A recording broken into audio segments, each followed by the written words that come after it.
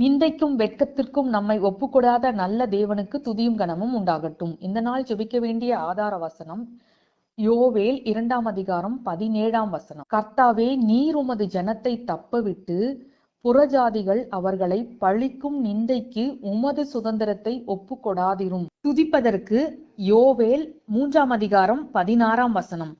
கர்த்தர் தமது ஜனத்துக்கு அடைக்கலமும் இஸ்ரவேல் புத்திரருக்கு அரணான கோட்டையுமாயிருப்பார். வருஷத்தின் முடிவு நாட்கள்ல வந்திருக்கிற நாம இந்த வருஷத்துல தேவனுக்கு விரோதமா எத்தனையோ காரியங்களை செய்திருப்போம். தேவனை எத்தனையோ முறை வேதனையும் படுத்தியிருப்போம்.